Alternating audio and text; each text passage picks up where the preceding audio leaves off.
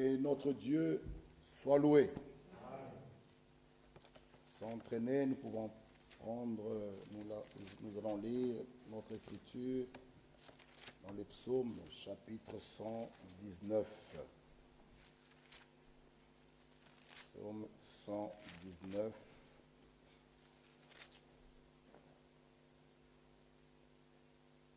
Le verset 59. Nous pourrons nous mettre debout.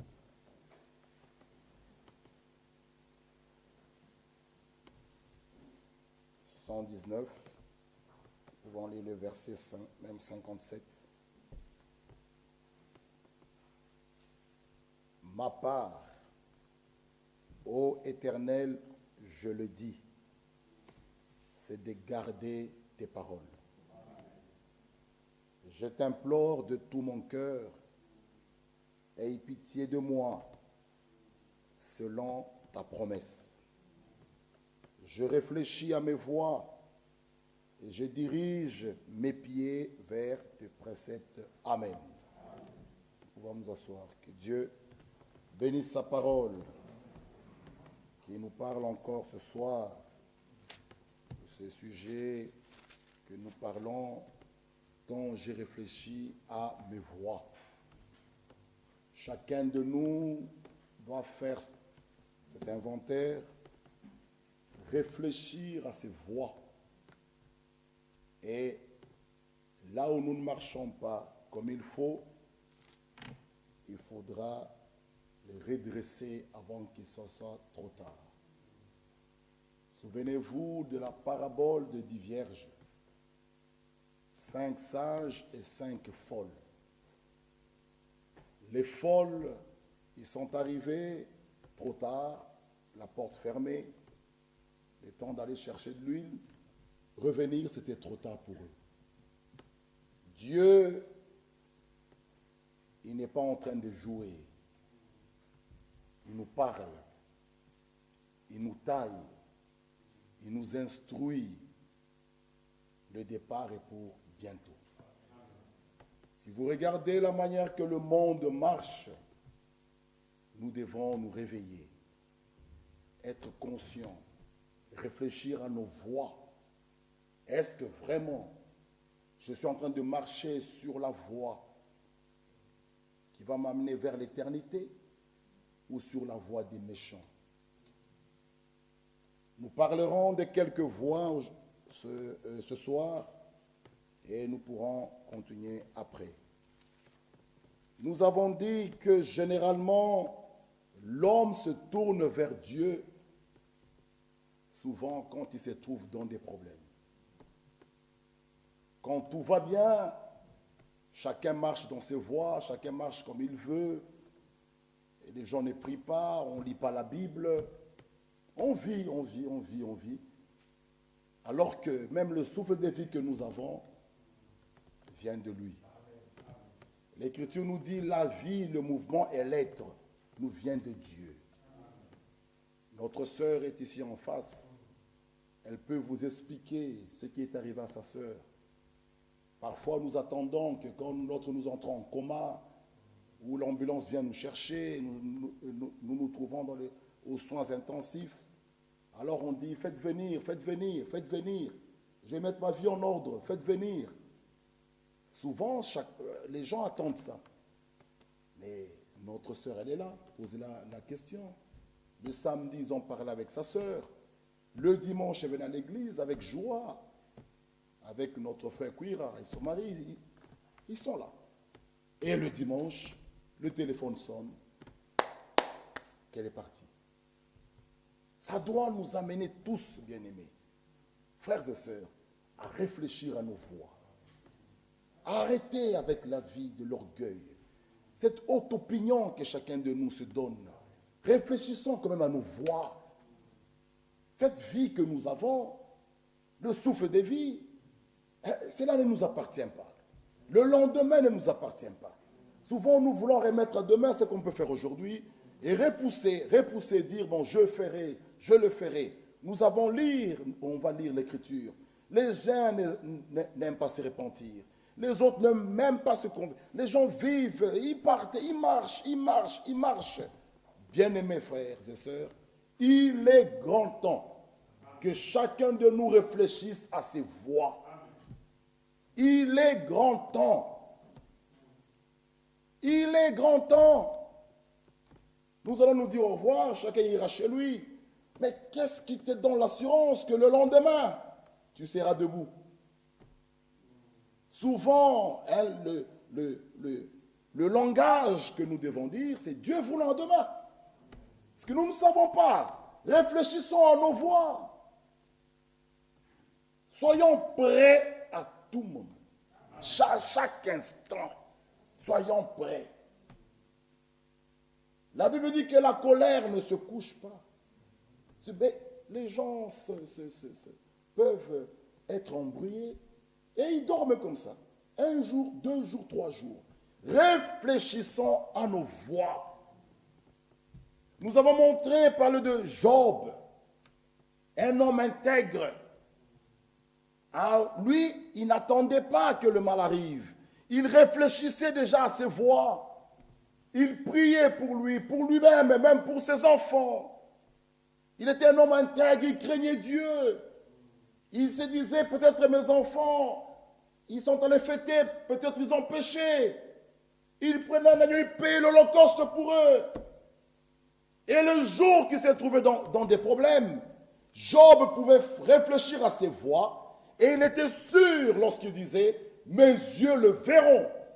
Parce qu'il savait qu'il marchait dans la parole, il marchait dans les voies de Dieu, il marchait dans l'intégrité de cœur. Il était sûr lorsqu'il pouvait dire, je sais une chose, mon Rédempteur est vivant. Mes yeux le verront. Job était sûr de ce qu'il disait. Il pouvait faire l'inventaire de ses voies. Il savait qu'il ne marchait pas il marchait pas dans le péché. Non, il était sûr.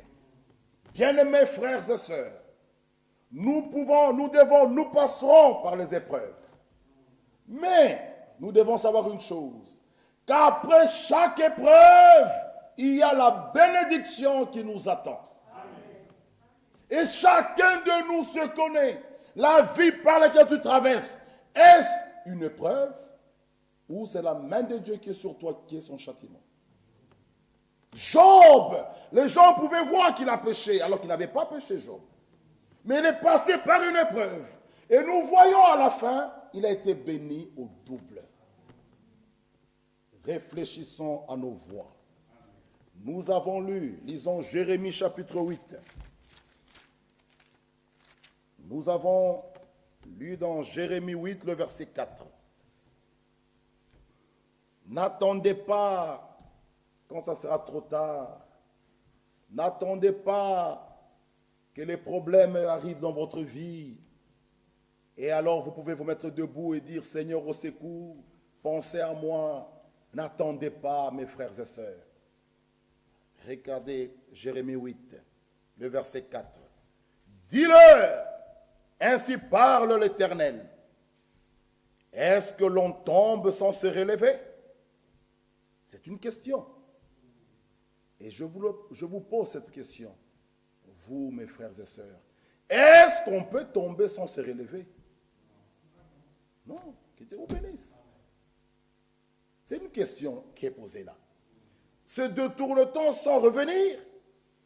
Pourquoi donc ce peuple de Jérusalem s'abandonne-t-il à des perpétuels égarements? Il persiste dans la tromperie. Il refuse de se convertir. Le verset 6. Je suis attentif et j'écoute. Il ne parle pas comme il devrait. Aucun ne se répand de sa méchanceté et ne dit « Qu'ai-je fait ?»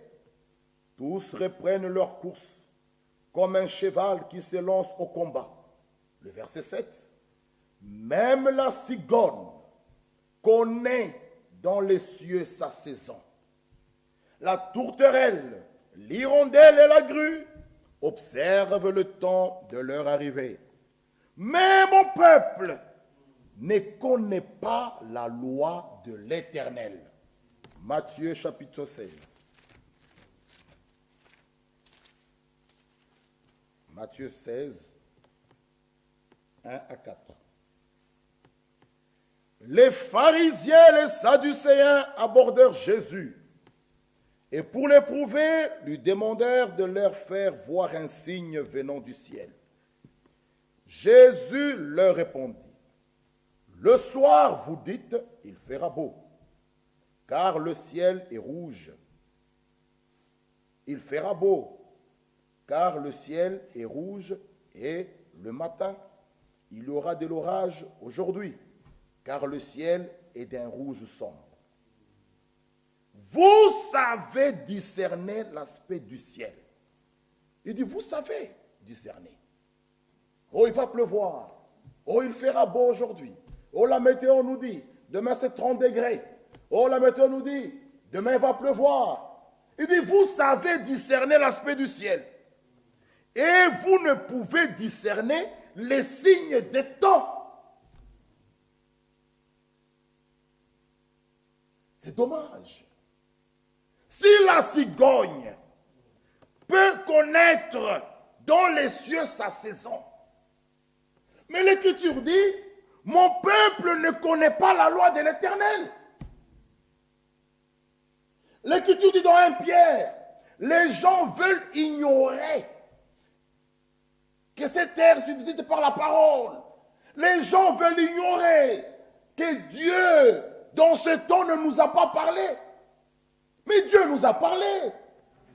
Dieu a envoyé un prophète. Nous avons reçu un message merveilleux. Et nous répétons et nous prêchons. Dans le message biblique du temps de la fin, il n'y a pas d'erreur. Mais les gens veulent l'ignorer. Les gens vivent comme ils veulent. Les autres veulent se maquiller, les autres veulent s'habiller comme ils veulent. Ils veulent l'ignorer. Frères et sœurs, il nous dit, vous ne pouvez discerner les signes du temps. Nous sommes dans quel temps aujourd'hui? Jésus-Christ est à la porte. Il n'y a plus de temps. Ce n'est plus le temps de discussion. Ce n'est plus le temps de conflit. C'est le temps de rechercher la paix et d'être en paix avec tous. C'est le temps, bien-aimés frères, de regarder là où il y a même un petit détail. De mettre sa vie en ordre. Ce n'est plus le temps d'avoir les épaules comme ça, de l'orgueil, de la méchanceté, des discussions. Non! La Bible dit que celui qui est saint se sanctifie encore. C'est ce temps-ci. 1 Pierre dit, la fin de toutes choses elle est proche. Soyons sages et sobres pour vaquer dans la prière. C'est le temps que chacun doit faire son inventaire. Est-ce que j'ai le Saint-Esprit? Vous savez discerner l'aspect du... Oh, il va pleuvoir, hein, tout ça. Et c'est la météo demain. On va faire le barbecue. Ça, vous savez faire. Mais, discerner les signes de temps. Si chacun de nous prenait conscience de cela, ta vie va changer. Pourquoi? Une jeune fille, lorsqu'un jeune homme lui adresse la parole, pour la fiancer, pour l'épouser, la marier, il se fait de vœux, vous verrez la vie de la jeune fille et son comportement va changer. Si toi aussi, mon frère et ma soeur, tu peux discerner les signes de temps, ton comportement va changer. Ce n'est plus le temps de discussion, de dormir avec la colère, le cœur qui... Non! Avant de dormir, se coucher, frère, je fais mon propre inventaire. Si même il venait cette nuit, même si la mort me prenait, je suis prêt. Ce n'est plus le temps d'aller au lit avec... Non, ce n'est plus le temps, ce n'est plus le temps. Regardez notre sœur, elle est là. Frère, ça doit nous amener tous à réfléchir à nos voix. C'est réveiller. Mais malgré cela, nous prêchons. Vous trouvez néanmoins encore des conflits qui demeurent. Les gens ne se parlent pas. Nous crions, nous prêchons. Ça entre, ça sort. On dit Amen. Mais non, frère. Lorsque nous disons Amen, que cela veut dire? Donc j'accepte cette parole. Elle est la mienne. Je suis prêt à la mettre en pratique, à vivre cela. C'est ça, bien-aimés frères. Ce n'est pas Amen pour faire plaisir au prédicateur. Non. Par tes paroles, tu seras justifié. Par tes paroles, tu seras condamné. Quand tu dis Amen, mais tu ressors, tu ne dis pas bonjour à ta soeur ou à ton frère avec qui tu es en conflit, tu répondras devant le Seigneur parce que tu as dit Amen à sa parole. Ne le faites pas pour faire plaisir à un prédicateur. Le temps, il n'y a plus de temps. Réfléchissons à nos voix. Je vous ai montré dans Matthieu la règle d'or. L'écriture est claire. Faites le leur. Lisons un peu cela. Là, c'est grave aussi là-bas. Il y a trop de problèmes. Nous sommes encore orgueilleux. Oui, que lui, il vienne, qu'elle, elle vienne. Oui, mais lisez avec moi. Matthieu 7, 12. Et j'aime bien parce que c'est écrit là, la règle d'or. Ah, quelle est la règle d'or? Matthieu 7, 12.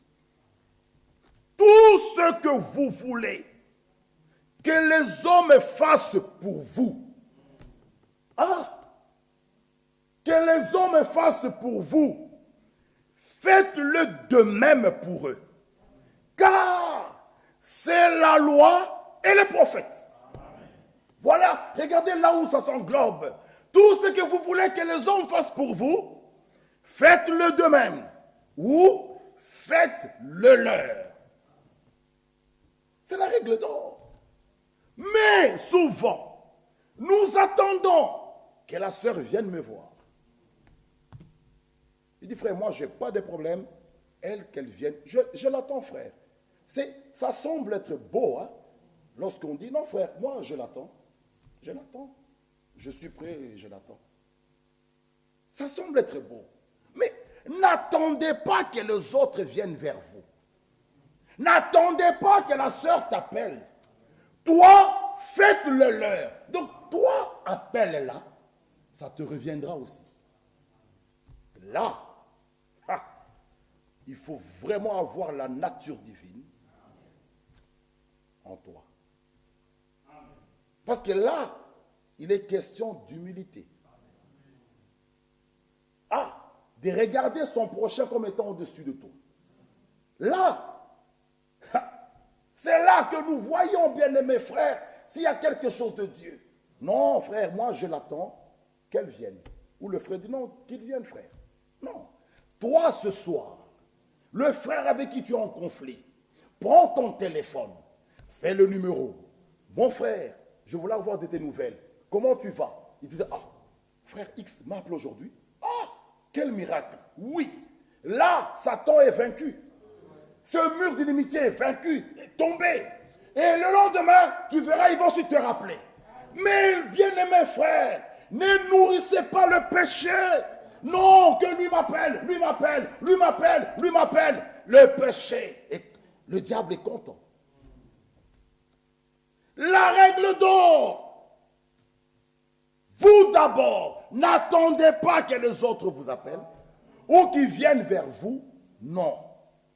Vous d'abord, allez vers le frère ou vers la sœur. C'est dur, mais pour un enfant de Dieu, ce n'est pas dur.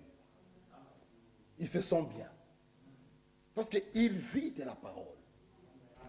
Réfléchissons un peu à nos voix. Bien-aimés frères et sœurs, le christianisme, ce n'est pas dire je suis chrétien. C'est toute une vie. Et dans cette marche, il y a ce qu'on appelle le renoncement.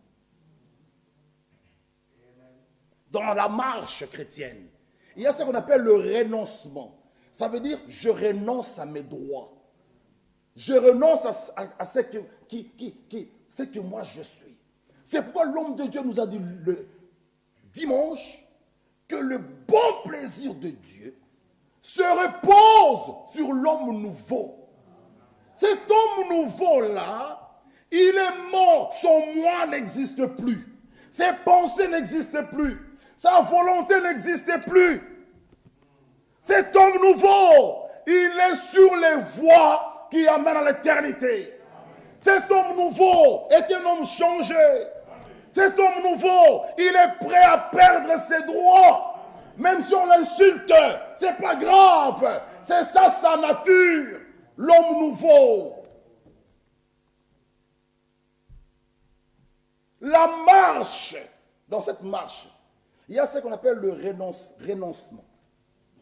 Renoncer à tout. Paul le dit dans Philippiens.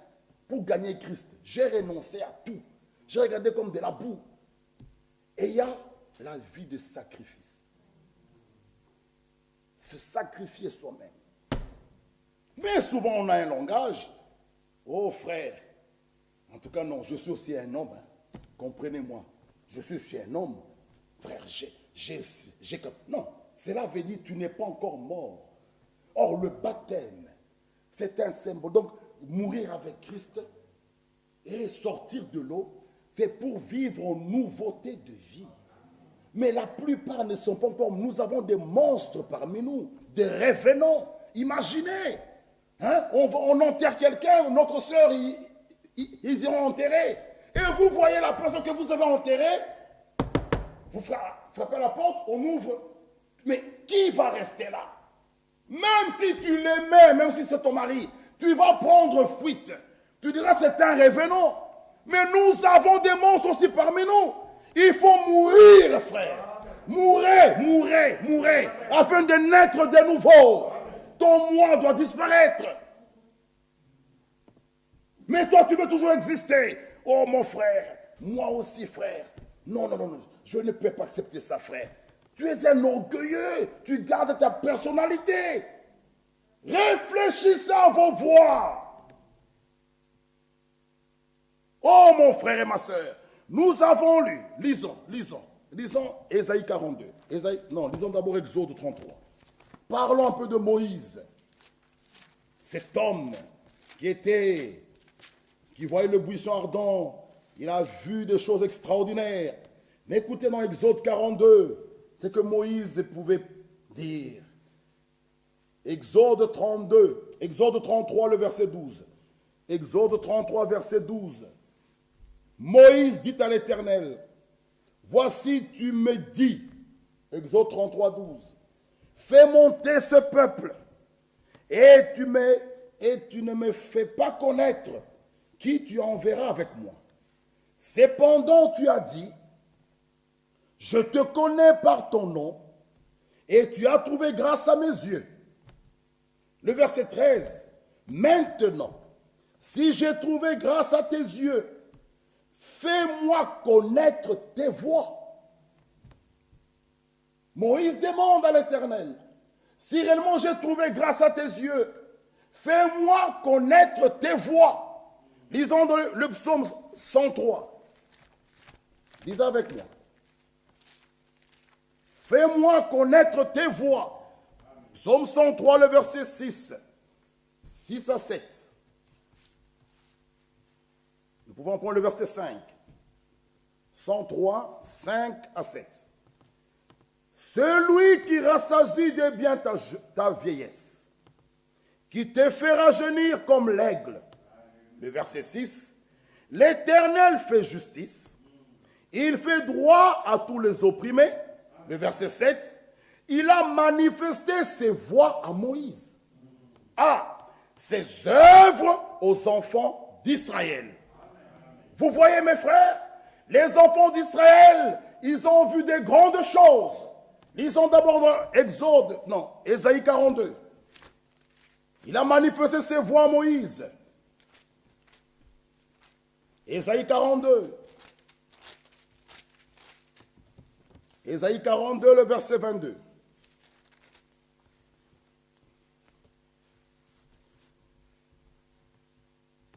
Le peuple d'Israël, malgré qu'ils ont vu de grandes choses, un peuple au cou raide,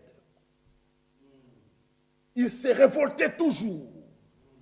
Malgré qu'ils ont mangé la manne, malgré qu'ils ont vu la main de Dieu.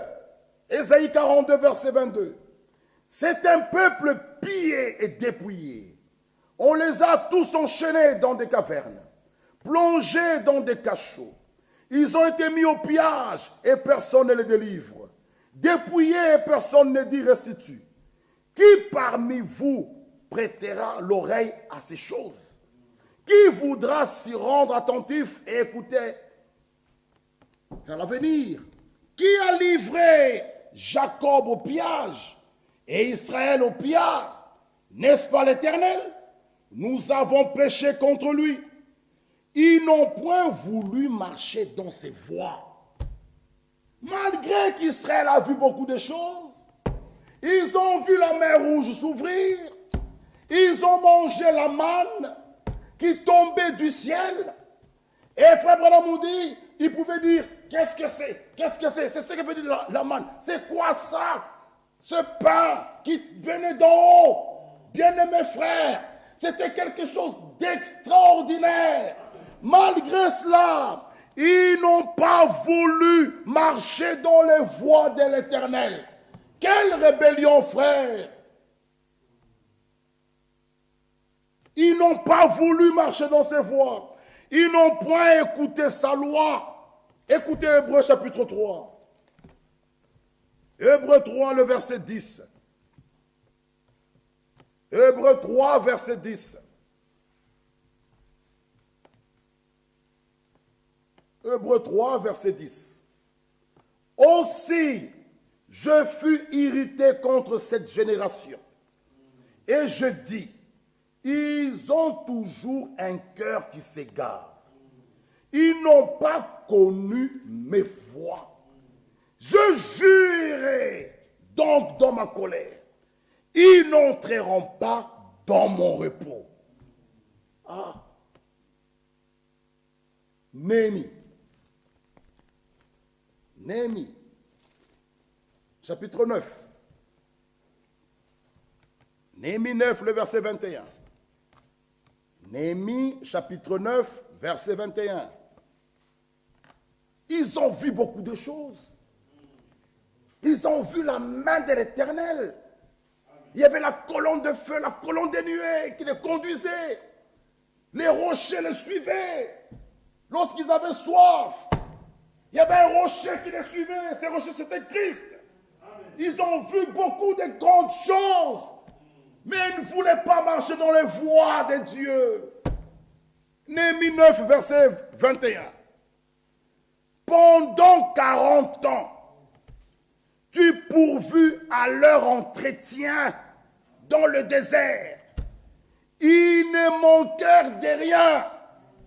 Leurs vêtements ne s'usèrent point.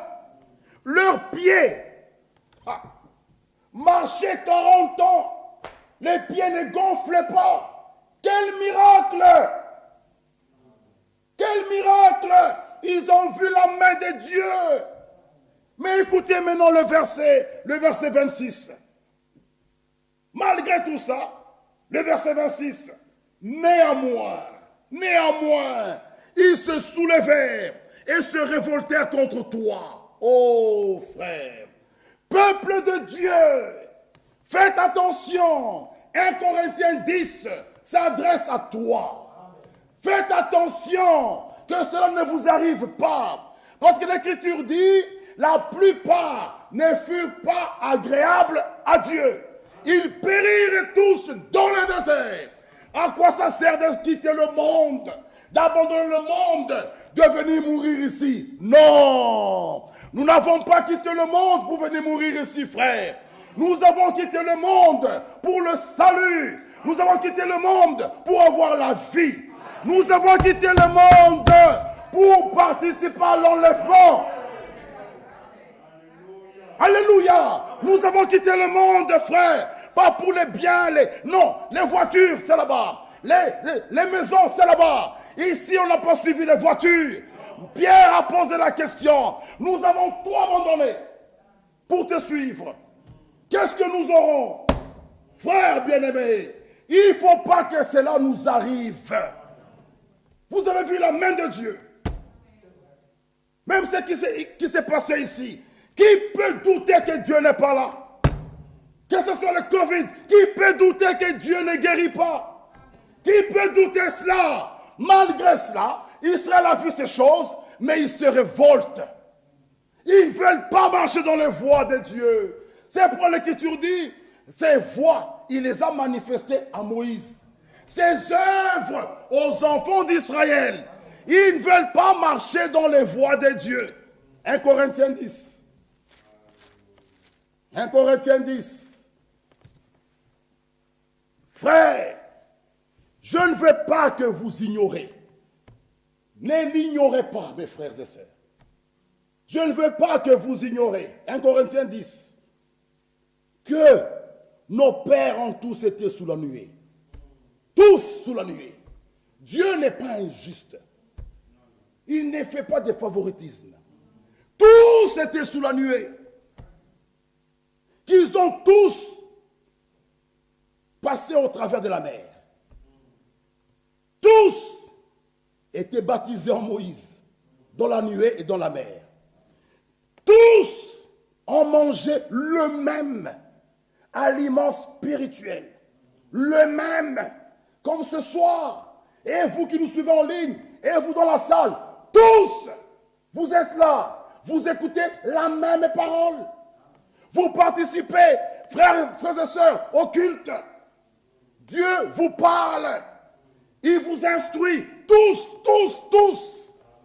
Ils ont bu le même aliment, breuvage spirituel. Ils buvaient un rocher spirituel qui les suivait. Ce rocher était Christ. Mais la plupart d'entre eux ne furent point agréables à Dieu, puisqu'ils périrent dans le désert. Or, ces choses, ceci nous concerne. Ces choses sont arrivées pour nous servir, nous, d'exemple, afin que nous n'ayons pas de mauvais désirs comme ils en ont eu. Mes bien-aimés frères, le psaume 95, lisons d'abord. Psaume 95, 10. Psaume 95, verset 10.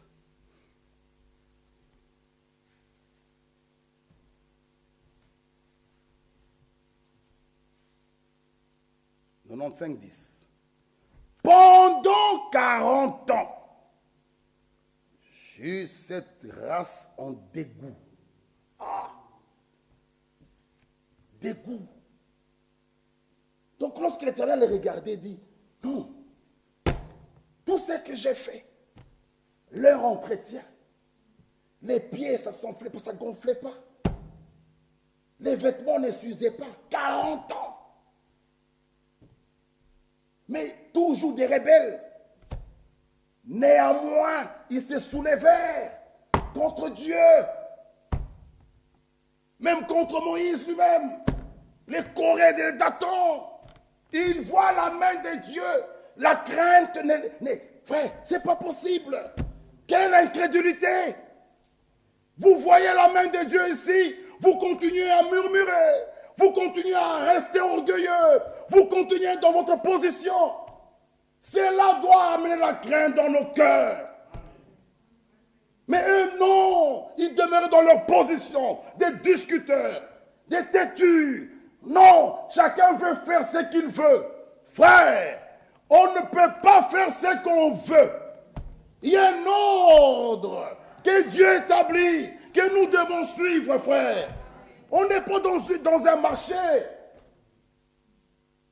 Mais ils ne veulent pas. L'Écriture dit, et je dis, c'est un peuple dont le cœur est égaré. Ils ne connaissent pas mes voies. Oh.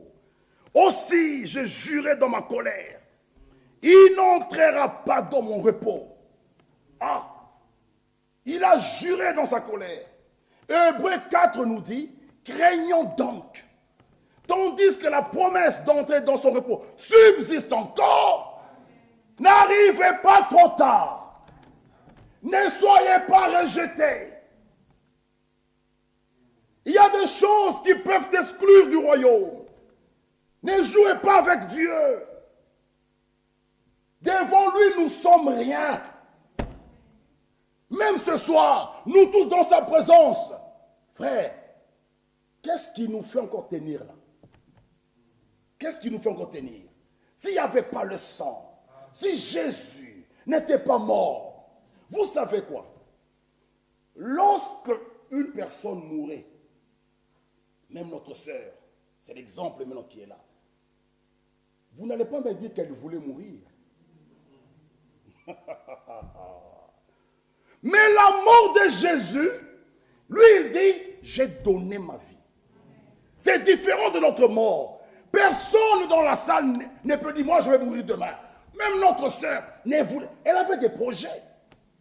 La mort de Jésus est différente de la mort de Moïse. La mort de Jésus est différente de la mort d'Abraham. La mort de Jésus, c'est une mort expiatoire.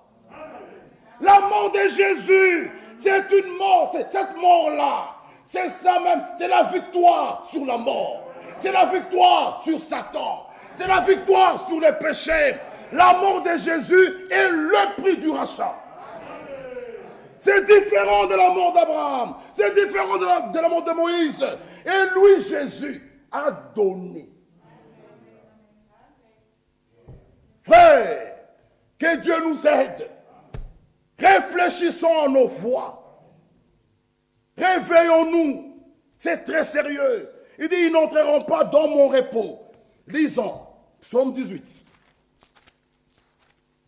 Mes bien-aimés frères, les voies de Dieu sont parfaites. Ces voies sont agréables. Oh, psaume 18, le verset 31. Psaume 18, verset 31. Regardez. Psaume 18, 31. Les voies de Dieu sont parfaites. La parole de l'Éternel est éprouvée. Il est un bouclier pour tous ceux qui se confient en lui. Car, qui est Dieu si ce n'est l'Éternel? Et qui est un rocher si ce n'est notre Dieu? C'est Dieu qui me scinde de force et qui me conduit dans la voie droite. C'est lui, c'est lui, c'est lui. Il rend mes pieds, semblables à ceux de biche. Il me place sur mes lieux élevés. Mes bien-aimés frères, psaume 25. Psaume 25. 25, 1 à 8. Psaume 25. Lisons. Mon Dieu, en toi je me confie. Que je ne sois pas couvert de honte. Que mes ennemis ne se réjouissent pas à mon sujet. Tous ceux qui espèrent en toi ne seront point confondus. Ceux-là seront confondus qui sont infidèles sans cause. Éternel, fais-moi connaître tes voies. Enseigne-moi tes sentiers. Conduis-moi dans ta vérité et instruis-moi. Car tu es le Dieu de mon salut. Tu es toujours mon espérance. Éternel, souviens-toi de ta miséricorde et de ta bonté. Car elles sont éternelles. Ne te souviens pas des fautes de ma jeunesse. Oh non, non, non. Cela est notre prière. Qu'il ne nous souvienne pas de nos fautes, de notre jeunesse. Oh non, ni de nos transgressions. Souviens-toi de moi selon ta miséricorde. À cause de ta bonté, ô Éternel, l'Éternel est bon et droit. C'est pourquoi il montre aux pécheurs la voie. Il conduit les humbles dans la justice. Il enseigne aux humbles sa voie. Tous les sens de l'Éternel sont miséricorde et fidélité pour ceux qui gardent son alliance et ses commandements. Psaume 39. Lisons la parole. Psaume 39, le verset 2. Psaume 39, verset 2. Je disais, je veillerai sur mes voies, de peur de pécher par ma langue. Ah. Veillez sur vos voies, de peur de ne pas pécher avec votre langue. Je mettrai un frein à ma bouche. Mettez un frein à votre bouche. Arrêtez de beaucoup parler. Arrêtez de critiquer. Frère, l'homme sage se tait. Quand il y a des problèmes, le sage, il se tait. Il est écrit dans Exode, c'est dans la tranquillité et le silence que nous attendrons notre délivrance. Quand il y a des problèmes, même dans l'église, mettez le frein. Celui qui parle beaucoup ne manque pas de péché. Mettez un frein. Quel temps nous sommes? Ce n'est plus le temps de parler derrière les gens. Tu parles que de la vie des autres. Mais examine-toi. Je vous ai montré ici mardi. Jésus a dit, l'un de vous. Mais la question était claire. Est-ce moi, Seigneur? Est-ce moi? Ce n'était pas, c'est frère Montis. Non. C'est Kate. Non. C'est frère Cuir. Non. C'est frère de l'Église. Non. Chacun. Est-ce moi? Est-ce moi? C'est ça la parole. Est-ce moi? Est-ce moi? Il dit non. Est-ce moi? Est-ce moi? Est-ce moi? Il dit celui avec qui? Frère, arrêtons. Mettez le frein. La Bible dit, lisons, je mettrai un frein. Ceux qui ont les permis, ils savent. Quand tu freines, est-ce que la voiture avance encore? Non. La voiture s'arrête. Donc mettez le frein. Je mettrai un frein à ma bouche. Tant que le méchant sera devant moi, je resterai muet. Dans le silence. Frère, pourquoi parler toujours? La règle d'or, fais ta autorité. Si tu ne veux pas qu'on parle en mal de toi, ne le fais pas aussi. Faites-le leur. Si tu ne veux pas qu'on te critique, ne critique pas aussi. Faites-le leur. Si tu ne veux pas qu'on t'injurie, ne le fais pas aussi. Faites-le leur. C'est ça la règle d'or. Lisons encore. Proverbe 4. Proverbe 4. 26 à 27. Proverbe 4. 26 à 27.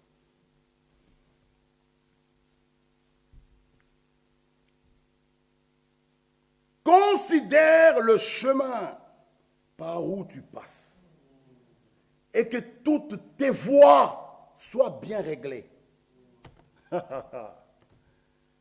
Considère le chemin par où tu passes. Tu passes où? Tu vas où?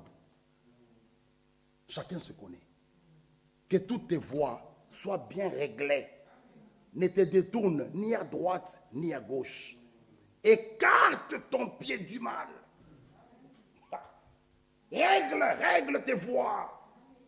Règle. Oh, tu te retrouves avec le psaume 1, il est dit, heureux l'homme qui ne marchait pas selon les conseils des méchants, qui ne s'assied pas sous la voie des moqueurs, des pécheurs. Mais ce sont tes amis à toi. Règle. Tes amis, des voleurs, des fumeurs, des adultères, des tricheurs. Il n'y a rien de commun. Non, il n'y a rien de commun entre la lumière et les ténèbres. Oh, on nous refuse les amis païens. Il n'y a rien de commun. Réglez, frère, c'est ce qui est écrit. Qu'on considère le chemin par où tu passes. Que toutes tes voies soient bien réglées. Bien réglées. Lisons encore. Apocalypse 15.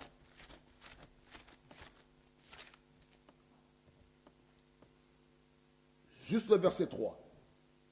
Verset 15, 3.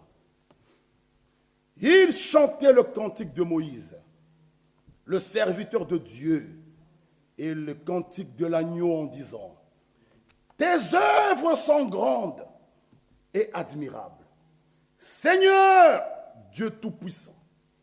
Regardez, tes voies sont justes et véritables, roi des nations. Ces voies sont justes et véritables. Maintenant, lisons Ésaïe 55. Nous verrons qu'il y a les voies des hommes et les voies de Dieu. Lisons un peu Ésaïe 55. Et nous allons vers la fin. Ésaïe 55, le verset 6. Cherchez l'Éternel pendant qu'il se trouve. Invoquez-le tandis qu'il est prêt. Que le méchant abandonne sa voie et l'homme d'iniquité ses pensées. Qu'il retourne à l'Éternel, qu'il aura pitié de lui. À notre Dieu qui ne se lasse pas de pardonner. Car mes pensées ne sont pas vos pensées. Vos voix ne sont pas mes voix, dit l'Éternel. Autant les cieux sont élevés au-dessus de la terre, autant mes voix sont élevées au-dessus de vos voix et mes pensées au-dessus de vos pensées. Les voix de Dieu et les pensées de Dieu sont élevées au-dessus de nos voix. Il y a les voix des hommes et les voix de Dieu. Nous parlerons un peu des voix des hommes. Prenons Jude, où on nous parle de la voix de Caïn. Lisons. Nous devons abandonner nos voix. Les redresser, abandonner nos voix, abandonner nos pensées, afin que les voix de Dieu et ses pensées trouvent en nous leur réalisation, leur accomplissement. Mais avant cela, nous devons d'abord abandonner. L'Écriture dit que le méchant abandonne sa voix. Tu ne peux pas demeurer dans ta voix et tu veux marcher dans les voies de Dieu. Non. Abandonne d'abord tes voix, tes pensées, alors les voix de Dieu et ses pensées auront leur accomplissement en nous. Amen. Ésaïe, nous avons lu Ésaïe. Lisons Jude.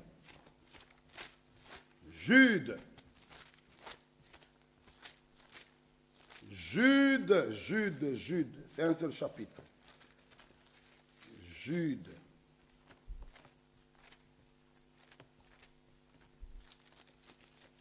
Jude, il est parti. Jude, le verset 11. Ok, il est là. Jude. Il nous dit, malheur à eux, car ils ont suivi la voie de Caïn. Arrêtez-nous un peu là. La voie de Caïn. Malheur à eux, ceux qui ont suivi la voie de Caïn. Pour savoir si tu es sur la voie de Caïn, je vais maintenant vous montrer. Si encore en toi, il y a de la haine sans cause, tu es sur la voie de Caïn.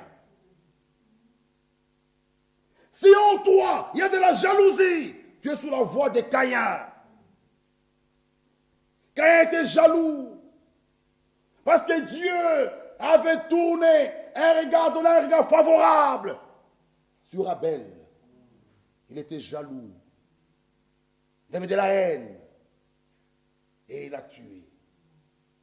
Aujourd'hui, notre Dieu, s'il bénit un frère ou il bénit une sœur, je dois être heureux, dans la joie. Mais aujourd'hui, il y a beaucoup de jalousie, même au niveau du ministère. Dieu bénit un frère, les gens deviennent jaloux. Jusque même à faire du mal aux véritables serviteurs de Dieu. Tu es sur la voie de Caïn. Tu as de la haine tu haïs quelqu'un sans cause. Ennemi des gens de bien. Pourquoi? Tout ça, c'est la voie de Caïn. Il faut qu'il nous montre même aimer à la manière de Caïn. Tu aimes à la manière de Caïn. Oh, Abel, mon frère, mais il tue. Ça, c'est aimer à la manière de Caïn. Jérémie 18, il dit, venez, faisons un complot. Tuons-le avec la langue. Aujourd'hui, être meurtrier, ce n'est pas seulement avec un couteau. Quand tu parles en mal d'un frère ou d'une sœur, tu es son influence, tu es de la même famille que Caïn. Tu aimes à la manière de Caïn. Tu es sous la voie de Caïn. Pourquoi tu as de la haine? Pourquoi? Pourquoi avoir la jalousie? Tu as de la jalousie. Pourquoi? Pourquoi? Ça, c'est aimer à la manière de Caïn. Tu es sous la voie de Caïn. Et l'Écriture dit, malheur à eux. Pourquoi? Ils ont suivi la voie de Caïn. Caïn, un esprit religieux. Venir à l'église sans révélation. C'est ça la voie de Caïn. Avoir un esprit religieux. Ayant l'apparence de la piété. Un esprit religieux. Mais réunions ce qui en fait la force. L'apparence de la piété. Une sœur, un frère qui semble être très calme. Mais à l'intérieur, plein de haine. Plein de jalousie. Ça, c'est la voie de Caïn. Devant les gens, on te voit sainte, on te voit saint. Mais tu as un cœur qui garde la colère, qui garde la haine. Non, ça c'est la voie de Caïn.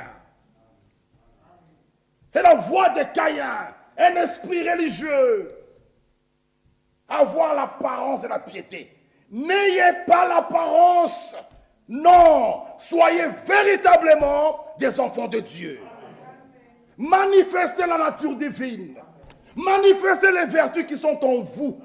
Parce que vous avez un devoir qui est lié à votre élection. Mais pourquoi on a aujourd'hui des gens, vous les voyez comme ça, des bonnes sœurs, mais les cœurs. C'est ça le grand problème. Un esprit religieux. Venir à l'église sans révélation. Ça c'est Caïn. Lui il allait aussi au temple avec ses fruits sans révélation. Mais Abel, lui, il montait avec une révélation. Il dit, il faut le sang doit couler. Frère, il nous faut la révélation de la parole. Ne venez pas à l'église sans révélation. Vous serez un suiveur. Même si tu habites chez moi, si j'abandonne la parole, pourquoi tu abandonnes et tu me suis? Tu n'es qu'un suiveur. Si c'est avec révélation que tu venais ici, tu vas continuer. C'est ça, bien-aimés frères. Venir à l'église avec une révélation. Pas suivre les gens. Moi j'habite là. Qui est frère Michel? Si moi je m'écarte, mais vous restez avec la parole. Même si j'ai payé pour toi les études, ne me suivez pas. Suivez la parole. C'est ça, venir à l'église sans révélation. Oh, celui qui paye mes études, qu'est-ce que ça a à voir? Qu'est-ce que ça a à voir? Frère, pour la parole, ici, il n'y a pas de papa, de maman, oncle. Non, non, non, non. Ici. Ici. Ce jour-là, chacun sera seul. Dans son coin. Venez à l'église. Et la révélation. Sinon, vous n'êtes que des suiveurs. Un esprit religieux. Bon, comme j'habite chez frère Michel, si je quitte, je pars prier ailleurs, il va me chasser. Il ne va plus payer mes études. Bon, je reste là. C'est pas ça la révélation. Mais si Dieu te révèle que c'est là, même si ton oncle, lui, n'est pas là, c'est question de vie ou de mort. Je prends une décision, comme Naomi, où tu iras gérer. Ton Dieu sera mon Dieu. Oh, on peut rentrer. Non, mais dis-moi, pour moi, c'est ici. Oncle, je t'aime bien. Mais moi, j'ai la révélation que Dieu me parle là-bas. Et qui peut faire ça? Les élus, la voix de Caïn.